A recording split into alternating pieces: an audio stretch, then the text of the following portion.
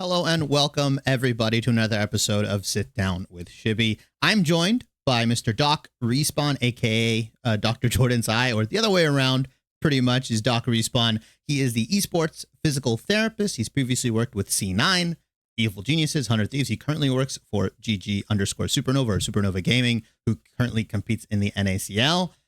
Doc, how are you doing? Yeah. Sorry about that. My dog. No, you're good. You're good. I got a door right behind me. It's completely fine. No, I'm doing well. Thank you for having me. Yeah. I've obviously known about you in the space. You've done interviews. You're pretty open about, putting yourself and putting content out on social media, but also like working with other creators and stuff. I do want to ask, because I'm always interested in this conversation. How does someone with your background specifically get into esports? So from my understanding, you have a military background. You also are a doctor, so you went to medical school. So you went to some sort of higher education. So, how do you find time for all that? So to clarify, I'm a doctor of physical therapy, so I have a clinical doctorate. It's not an MD, so it's slightly different, but it is a doctorate. But yeah, I got into it because I really wanted to, and then that's a really broad way of saying it was an interest I had. I've always been into gaming my whole life, and I was really into just watching esports through PT school and stuff like that. I remember the first games I watched competitively would be probably StarCraft and CSGO. Those are my two favorite esports at the time.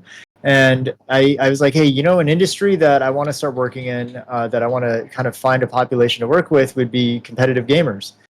So out of PT school, I started doing some research. I was like, hey, there's not that many people in the space, and I think there's a need for it. There's a lot of stuff that I do with patients in the everyday outpatient world where, they sit at a desk all day. They have all these other issues that arise from just being sedentary and chronic overuse of, their arms, neck pain, all that stuff.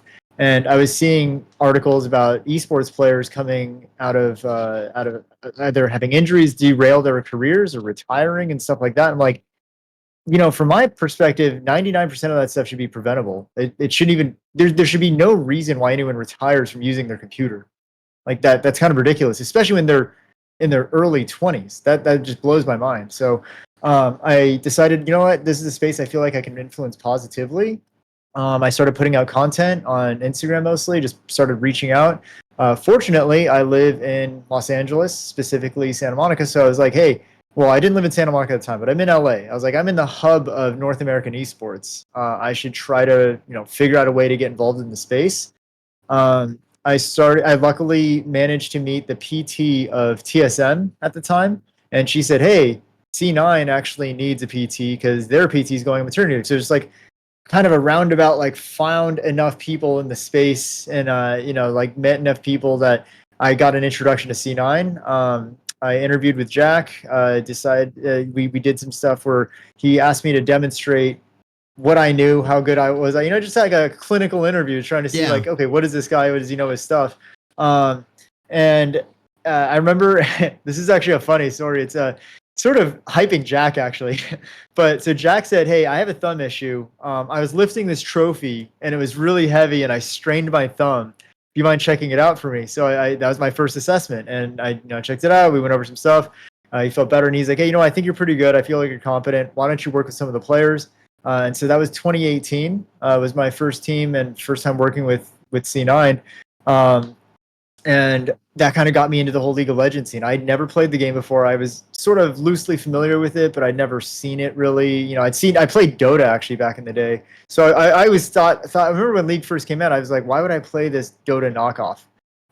That's a lot of people. That's what a lot of people thought. Yeah, pretty much. But, I was like, as a personal philosophy, I think you should really know the intimacy of what your players are doing, and not just players, but patients, right? Like anytime I work with a patient, I want to know what it is they do. I want to know the specifics of how they run. I want to know what sport they play. And so I was like, I need to learn League of Legends. I started watching, and I started paying attention. I started playing the game, and just to learn, okay, what are the demands of this game? Like, what are the mechanical influences on your body as you play? And kind of just got hooked into it. And since then, I've kind of expanded to work with a bunch of other teams. A lot of people in the space grew to know me. I kept putting out content and working with players.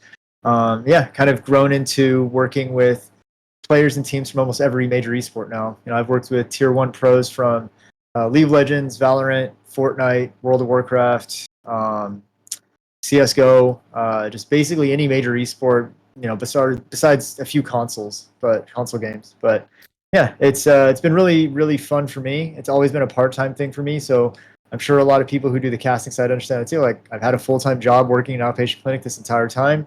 This has always been a passion project that I've pursued. Yeah, I mean, that's kind of majority of people in esports, right? At least that haven't taken the plunge. They always have full-time work. They're doing something, working somewhere. A lot of things we can dig into. I do want to kind of roll back and talk about something you mentioned very early on. You said that 99%, obviously a little bit hyperbole, 99% of these injuries are preventable. I wanted to ask, have you, like, so I think, yeah, obviously wrist injuries are preventable, but have, like, with working with people that use their hands and wrists to this extent, like pro players and stuff like that, does that number kind of change and dial back? Because, like, I feel like I don't know many other professions in the space that are using their fingers, their wrists, their hands, everything like that, to the extent that pro players are using it. Even dating back, like you said, all the way to StarCraft, there were like tons of StarCraft pros that had like ligament issues, wrist issues, right? Stuff like that. So when you say preventable, like even for individuals like these who are like 90% of the time, like straining and overstressing their hands, like that's like a crazy thought to me, because I feel like this is something that's fairly new. Esports is about, I'm going to say 20 to 25 years old, right? Yeah, it depends how you classify esports, but yeah. I mean, if you count it from the first tournament of the like first Tetris event ever. But like, I'm saying more in regards to like individuals pursuing this as like a full-time career. It's like, it's still fairly new. So I just want to hear about like your experiences dealing with clients like these, because I feel like it's new to the medical world as well, to some extent. Yeah, absolutely. I actually don't think it's hyperbolic. I actually think it's probably the other way around, where I'm probably underestimating. I would say almost every injury, barring external trauma, like Vulcan one split, decided to play soccer and twisted his ankle. You can't prevent that, right? But barring any external stuff, and assuming that you see the player early enough to give them advice and all that, almost every single injury is preventable, because it stems from overuse and it stems from bad habits, right? There's absolutely no reason why somebody can't use their computer for 10 hours a day, 15 hours a day, 18 hours a day without issues developing, as long as they're taking proper precautions and they are doing stuff to moderate that workload over the week, right? You can't do that every day. There's, of course, going to be a level that is just extreme for any human being to do, which is just unadvisable, because it's not allowing for the proper recovery rest times. If you were doing nothing but gaming 20 hours a day and sleeping for 4, there's nothing we can do for you, right? Like, you're doomed, essentially. There's no room in that schedule to fit in recovery techniques. There's no room in that schedule to fit in like breaks and all that. So what I mean by preventable is, can you play at a tier 1 level without any injuries if you take proper care of yourself over your entire career? Absolutely. Now, in the cases that you bring up, a lot of these injuries are because players haven't taken care of that stuff for multiple years, and now it's become sort of a catch-up issue, right? If I start working with a player when they're like 15 and they are planning on going pro, they have all these things set in place, good habit formation, good ergonomics, they understand how to strengthen and all that outside of the game. There's no reason why they can't play until they're 30 with absolutely no issues. Because the vast majority of issues will start to present as pain or discomfort before they even become injuries. So that's already a signal like, hey, I need to change something. I need to change my routine. I need to change my habits. I need to change the workload. I need to add breaks in. I need to change my ergonomics. All that stuff will almost immediately start to decrease the stress accrual, and you're preventing the issue from going further. Like you said, it's a catch-up game for a lot of pros, probably a majority. I mean, even some of the more extreme schedules, like you mentioned, I think like we're pretty familiar with like Korean and Chinese pros, like just destroying their bodies and stuff like that. I mean, obviously you've worked with rosters and teams that have been number one and have won championships.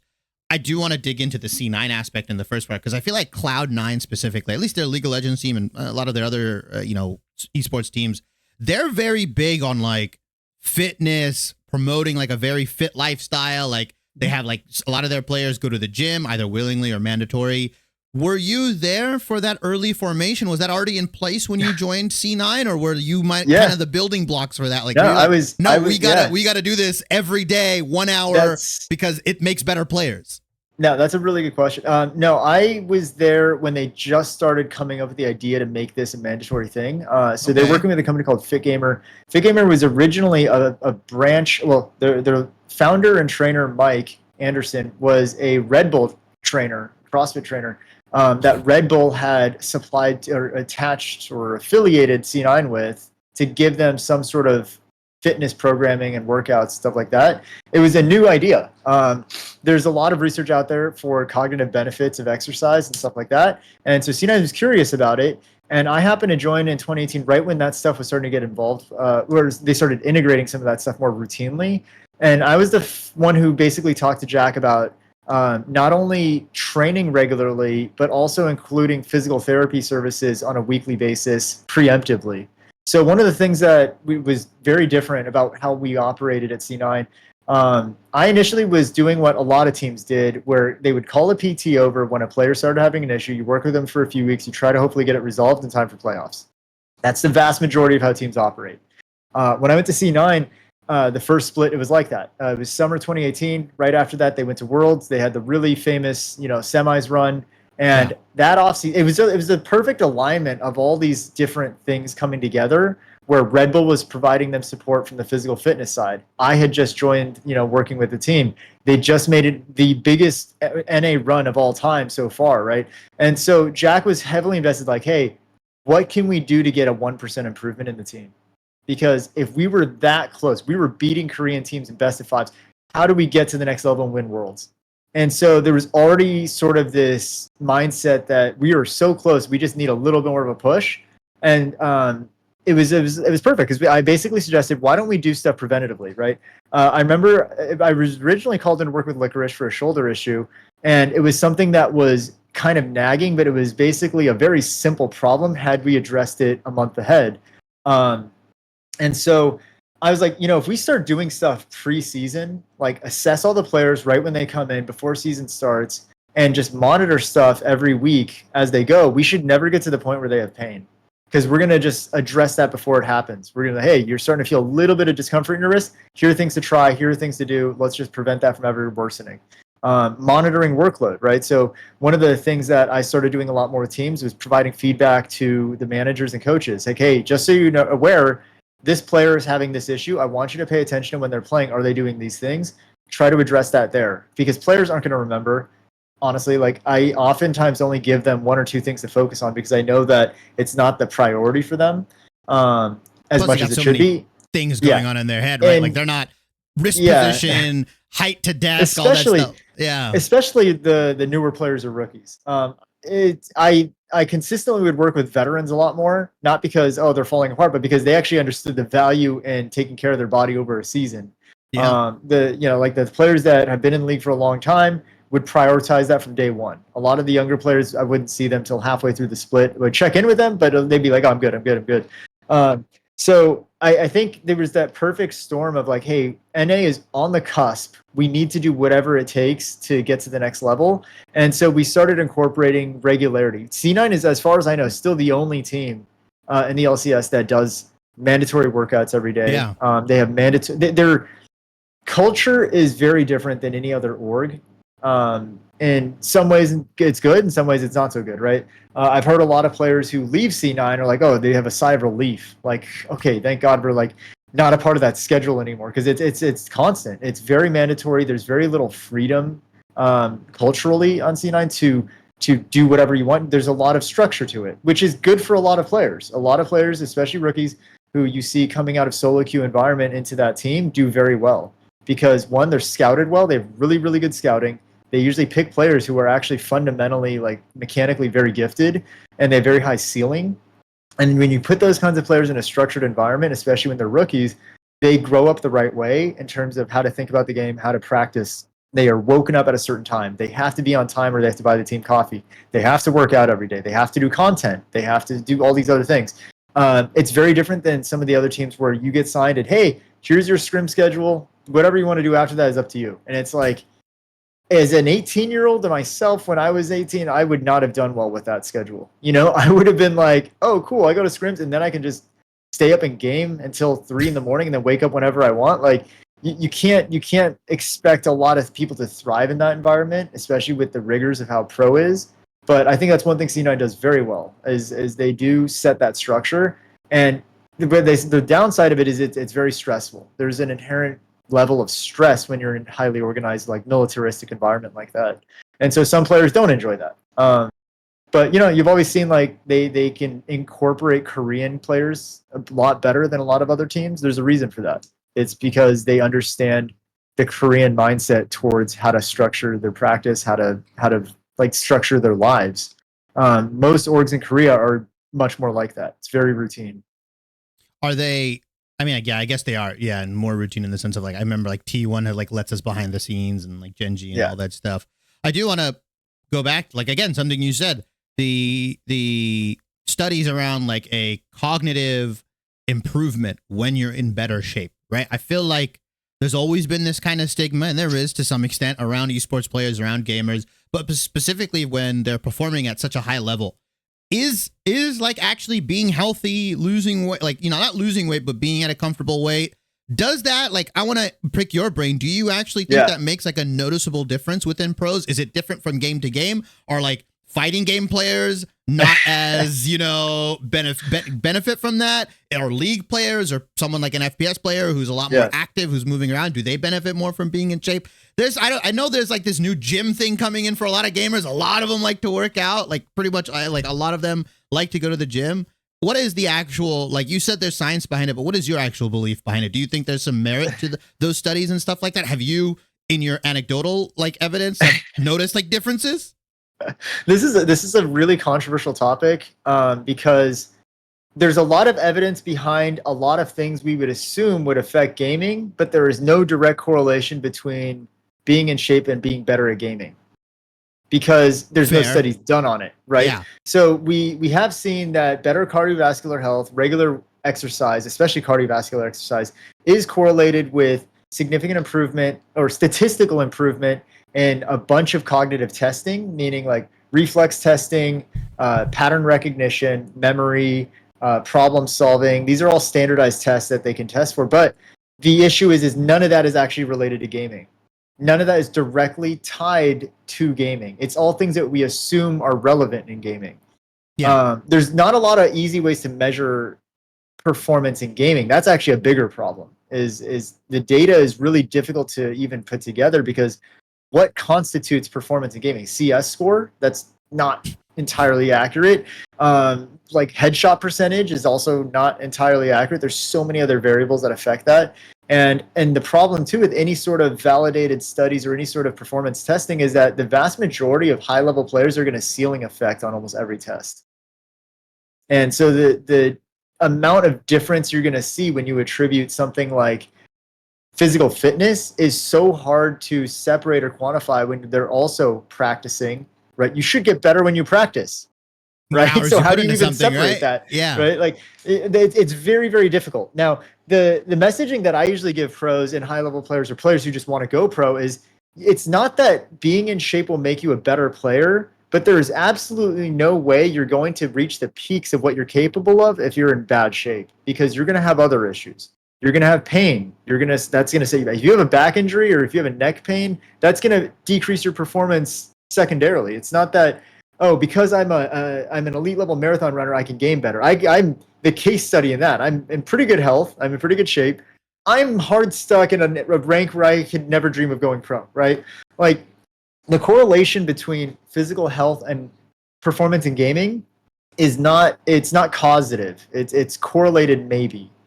And so there are players who are in terrible shape who are some of the best players in the world at what they do, right? Now, could they be better? I would argue probably yes, but by how much? Minimal, right? What you do see, though, is when you're in not so good shape and you have other issues come up, it definitely derails your career. Uzi, Faker recently, like there's a lot of other issues that can happen that make it so you don't perform as well.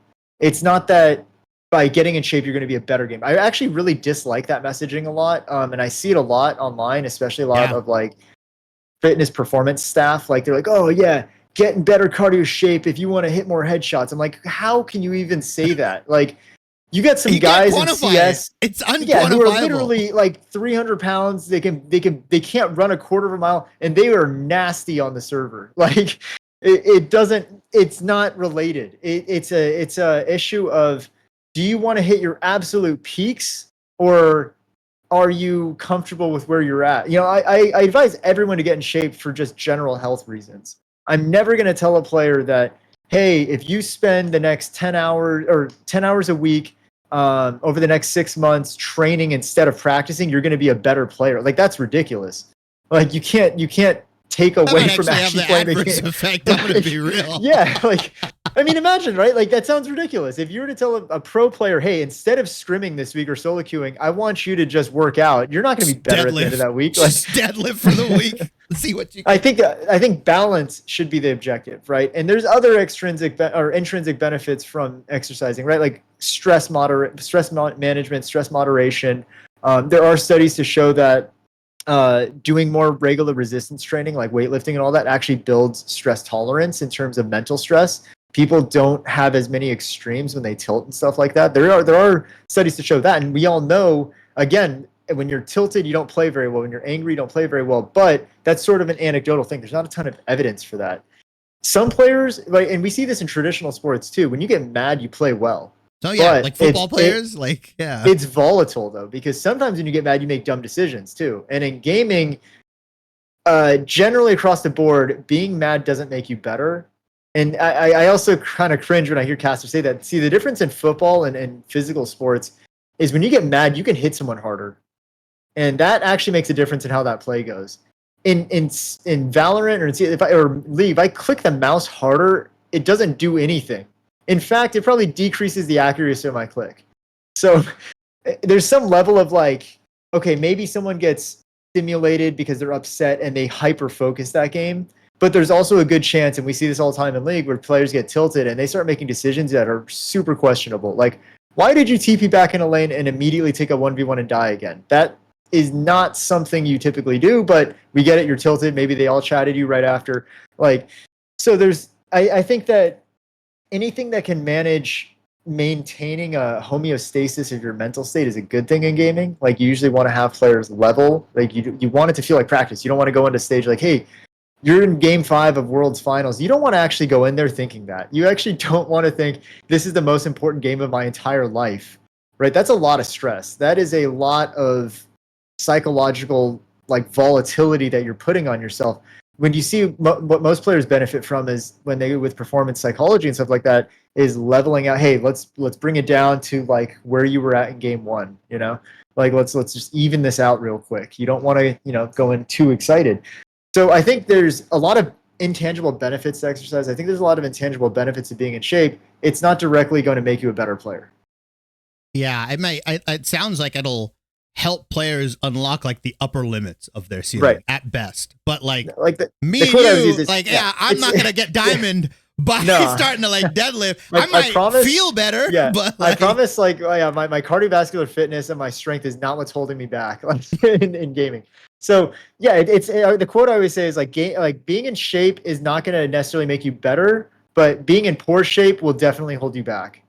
Yeah, being in shape can't hurt you, right? It doesn't sound. It's not going to hurt you, but it's definitely being in poor shape can definitely hold you back, and we've seen that a lot, and that's the bigger issue. Yeah, I do want again, like you have like a lot of stuff that I want to dig into. You talked about like misinformation within kind of the community. Obviously, it's like super physical health, mental health, all like that kind of like just being a healthier individual within esports is kind of still new, I would say, because the industry is relatively young. I was watching your interview with Cloud9. You mentioned, stuff like posture, like you're like, oh, like the stigma around posture, that kind of stuff. Yeah. When it comes to, we can talk about that as well. But when it comes to like combating misinformation, right? With the Sidki interview, posture, you just talked about it now, where it's like, hey, if you get in better shape, you'll definitely become like a better gamer, like stuff like that. Yeah. So it's a 2-part question. What are the more common kind of misconceptions or misinformation that we hear around, both when you marry the medical side of esports and just kind of like what is actually good for players and gamers and stuff like that? Popular things like posture and stuff like that, but also how difficult it is for you, or how difficult it was now back then for you to combat some of the kind of the misconceptions around, because I feel like stuff is thrown around pretty regularly and pretty liberally on the internet, right? Twitter, YouTube, that kind of stuff. You've got individuals in teams that may have a different style, right? Or may believe in some sort of different, practices and stuff like that. How do you kind of navigate that as well? So we'll talk to the first part, the misinformation around it. What are the more common misinformation? You talked about posture. If you want to re-push that again, we're welcome to kind of revisit that a little bit. Yeah, I think the biggest thing is that you have to understand. I don't want to knock any people, individuals, companies out there who are pushing some of the stuff that they're pushing in terms of course, it's not bad. It's just there's obviously incentive for them to push that, right? If you're a company that revolves around providing fitness training plans for gamers, your messaging should revolve around why fitness is important for gamers. My issue lies with the false advertisement of like, hey, this is going to make you a better gamer. Like because it's not directly going to do that, right? Like gamer chairs, like, hey, posture, like, come on. And I also work as an ergonomics advisory board member for Secret Labs. As I work with Secret Lab, we can talk a little bit about that. The reason I started working with them was not because they reached out to me saying, hey, you have a lot of ergonomics background, or you work with gamers. We'd love to use you for branding and marketing. I reached out to them and I said, I have a lot of ideas for how you can improve your products. Would you like to talk? And they brought me in. And so I had a lot of input into the design on the chairs going forward, which is why I continue to work with them. So it's you have to think about the context of why someone is pitching something. And then you also have to think about the context of how it's being used in gaming. So when it comes to posture, what I always tell players when I work with them first is I'm actually not working with you from a healthcare perspective. I'm a healthcare professional, but the role that teams bring me in for, whether they know it or not, is performance improvement.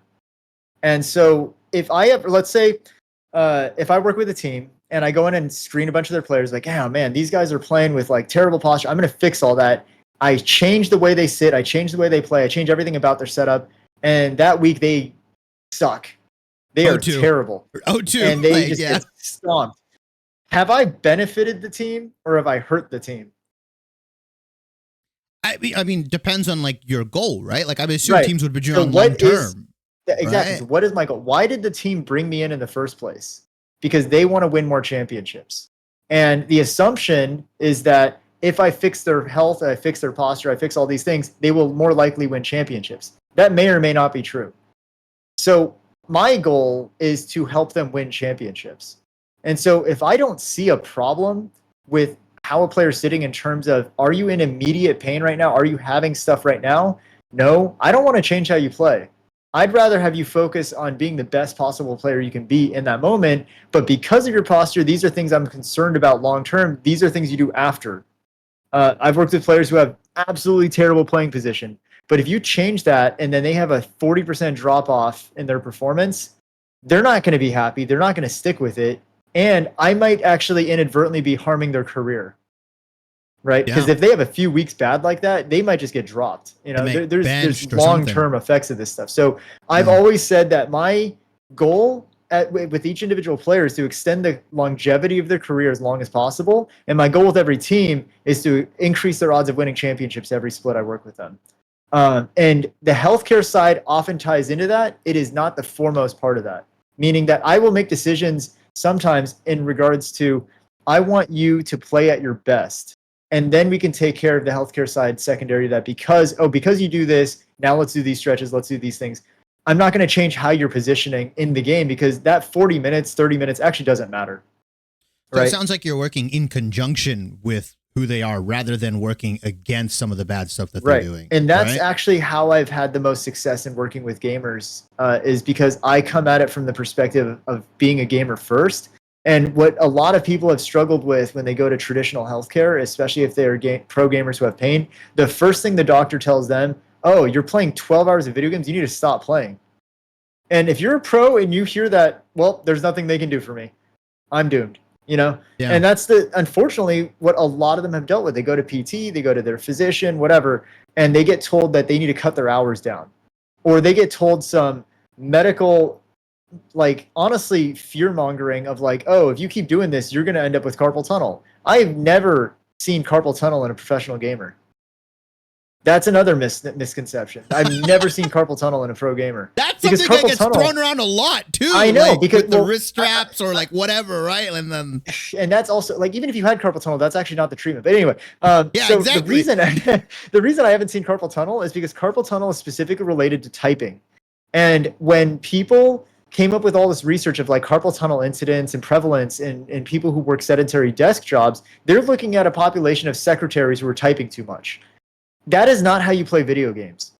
That's right. Unless you're in League of Legends, some of them do play Type Racer, but that's yeah, maybe. But most of the time, it's your hand is placed on like a couple keys here and there, and your other muscles hand. Yeah, if you look at how they position the keyboard, they don't use their keyboard in the same way that people type.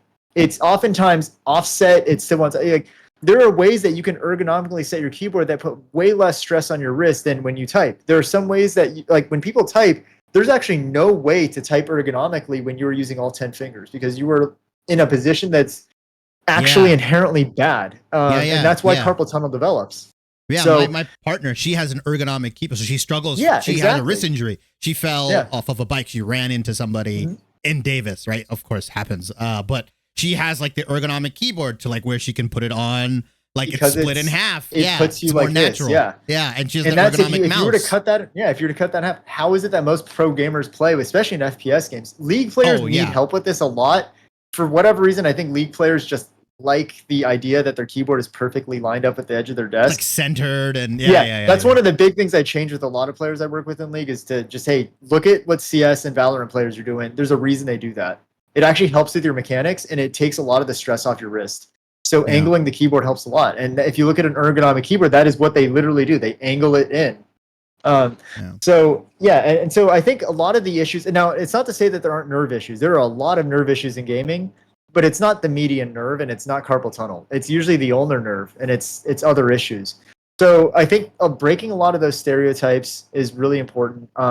And always, when I work with players, it's always from the perspective of I need to prioritize your performance first, and then we treat stuff. Now, the time it supersedes that is, okay, let's say they're already having nerve pain. They're already having issues. Now the medical side supersedes the performance side because even if they play how they're comfortable, the fact that they're having nerve pain is going to jeopardize their performance. I have to treat the nerve pain. You have to treat them for the future, right? Like as a human outside but of I'm saying, gaming. I'm saying that the performance drop-off from having nerve pain is going to be more significant than the performance drop-off from them changing their form. The adjustment, in my opinion, at that point, right? So then it supersedes it. Then I have to change their form because, okay, you can't keep playing like this because your nerve pain will get worse. There's no other way around it. I have to change your form now because you're already having issues. If you don't have issues, I'm happy to let you play the way you are. I might just give you suggestions on things to do before or after, right? Or make little modifications. Season and stuff like that. Yeah, exactly. Like and that's how you have to. That's how you have to structure it. So, as a PT working with professional gamers, you have to look at it like any other athletic endeavor. You don't make major form changes in season unless it's necessitated. You try to encourage major changes, major positional things in off season. Changing mouse sensitivity is a big one when you work with FPS players, right? You don't change sensitivity in season, although a lot of them like to play with it. I'm always like, make those big changes in off season so you can get used to it. League, same thing. When players first, try League, it's not as often, but I have had certain League players where I've had to suggest that they switch mice or something like that, right? I was going to ask the follow-up. Yeah, like is there there's a lot of nuance to that you recommend, stuff like that, like like smaller hands, stuff like that. Yeah, I don't want to recommend a specific brand, but I want you don't have to. But for a reason is that I think every mouse, just like every other piece of equipment, is specific to the user. What works for one player is not going to work for another. What works for certain people's body types, hand size, their grip, the way they use the mouse, the preferred sensitivity that they have, the type of game they play, all of that factors into what kind of mouse to get. And so when you change that kind of stuff, you don't want to do it in the middle of season or when it actually matters. You want to do that stuff in off season so you have time to get used to it, and then you can have an acceptable performance drop off without it affecting something more important, right? So it's like learning a new champion. You don't want to learn a new champ in scrims, because you're inherently going to play that worse than you normally would, and that actually affects the rest of the team, and all there's like carry-on effects of that. So that's why I tell players, like, you have to think about the effects of how you're scheduling changes, stuff like that, and not have it affect performance. Because again, it all ties back to, at the end of the day, my goal is to improve their performance. And then when it comes to career longevity, right, if I affect their performance negatively, like I mentioned, in a split, and let's say they're a newer player, they have a bad split, now I've actually compromised the longevity of their career. Without even, right? Without even getting into the health stuff. It has nothing to do with that. You can't play, like, the physical stuff is not going to limit you before the performance stuff will, in most players' cases. Now, that shifts a little bit for some of the veterans, right? If I see impact, I'm not really worried about affecting the longevity of his career from a performance standpoint. He knows what he's doing at this point, and he's been around long enough. He's not going to have a problem with teams trusting who he is. So we focus a lot more heavily on the physical stuff, right? I see. Because that's actually more relevant to him now, right? He needs to take care of his body. He's getting older. He's not old by any means, but he's getting older. He's been doing this. And you look at someone like that, right? He's consistently played competitive League of Legends at the highest level since the inception of the game. He hasn't had any major setbacks physically. He's arguably, I will tell you, playing one of his best seasons. Like, not counting his Worlds win, this is probably his best season of League so far. He's a monster. But you know what? I will tell you, of all the players I've worked with, Impact is one of the ones who, without fail, I saw almost every single week from week 1 onward. And there's a reason. Like, he takes it very seriously. He's like, hey, if the resources are there to help me stay healthy throughout a season, I'm going to take advantage of that. And that's something a lot of newers can learn from. If the veterans are doing this stuff, there's a reason for it. I definitely think it's like, and I always want to be honest too. You go back to my point about, okay, you got to understand when certain companies, certain individuals are pitching something, they're trying to market something, it's because they want to sell. I am also really honest about how I feel when it comes to the influence that I have on a team, right? I don't want to say I'm the most important part of this roster. I'm the reason they won championships. I might kind of joke about that stuff on Twitter. Like, I do have a lot of teams who have won championships, but I've always said it's not because of what I did. It's the fact that this team brought me in indicates that they're trying to address every possible angle. They're doing everything else right too. And so statistically, I have a very high win rate with teams that I work with because they're doing a lot of these other things. And I'm like kind of just another piece of that puzzle. I would say that when I've been asked about this before, like, hey, what do you think is the most important thing you could add on to an organization if all they have is players and a coach and a manager, right? What else would you think is most important? Is it getting a chef? No. Is it getting a trainer? No. I think the most important thing you get is a good performance psychologist. And I've said that. That goes, if a team only had a budget to hire one extra individual, I'm costing myself business there. But I actually think that they would get more improvement in their gameplay from having a good performance psychologist on their staff, or a performance psych specialist, not necessarily a psychologist, but someone who works with team dynamics, interpersonal relationships, and team chemistry. They would get more out of that than me making sure they're totally healthy. Yeah, it makes sense. I think like a lot of teams' problems come from not the physical side of can you or can you not do this. It's more along the understanding of like how to approach someone, tact versus not tact. How do you give feedback? Exactly. I mean, these are young guys that most of them are young guys. Obviously, we have like the game changers. These are young people who like don't really navigate or haven't really experienced how to navigate hierarchies with relationships, older players, younger people, that kind of stuff. Specifically to esports too, is most of them grew up or they got to where they are without having ever been in a team environment, a true team environment. You're talking like people who literally climb a ladder of solo queue where you have no friends, you have nobody you can trust. In League, you have to get to the highest rank. Get limited, or League, Valorant, any of these Riot games, right? You have to get to the highest rank, and then you get tried out. You get to play on an amateur team or whatever the pathway is now. You get to play NCL, and then this is also not a true team because you never see each other most of the time. You're operating remotely. You play scrims online together after working a job or whatever, and now all of a sudden you get signed to a pro team. You get flown to their house, and you get plugged into a room with 4 other people, IRL. Now you have to figure out how to deal with that. Like this is a huge culture shift for players, and a lot of people don't understand. They don't appreciate the magnitude of that change for them. A lot of them have never left home. A lot of them have never been living on their own, right? And so we meme about it, like, oh, these players, they can't even microwave a pizza, and you're like, yeah, they've never had to, like, you know, a lot of them, they've never had to wash their clothes or anything. It's just like not a skill. Like I can't fault them for not knowing. Right. You see the same thing with freshmen going into college, right? First year of college is just a struggle. You're trying to get to class on time. You're trying to learn how to do laundry. You're trying to managing your own schedule, food, free time. Manage a diet and like manage your finances. It's horrible. Like people struggle. And we expect that not only from them from a lifestyle perspective, but now you're also putting them on a stage in front of 100,000 people a week, and they are hyper criticized for how they do. It's really, really hard. So I think having psych support, and one issue that I see across the board, almost no pro team I've ever worked with, no pro team I'm aware of has mental health on staff ever. Zero. Like you're saying, never seen it. Like someone that like they let's say they're having an episode. We'll call it an episode. They can't go to someone. They think that, oh, we have a performance psychologist. That's a psychologist. Yeah, they are, but they don't do mental health. And the performance psychs I've worked with avoid mental health like the plague. It's not their scope. It is not their field. Like, that's like me saying, oh, I'm a physical therapist in orthopedics. Therefore, I can comfortably treat someone who has a complex neurologic disorder. No, there's a neurologic specialty who works with those people. I'm actually not comfortable doing that because it would be from a very cursory, like, I sort of have heard of that problem before. I can maybe give you something that might help. I can't actually treat it, right? So performance psych is not the same thing as mental health therapy psychology, trauma psychology, right? So that's one area that I think is grossly underserved in esports, and you see it all the time, right?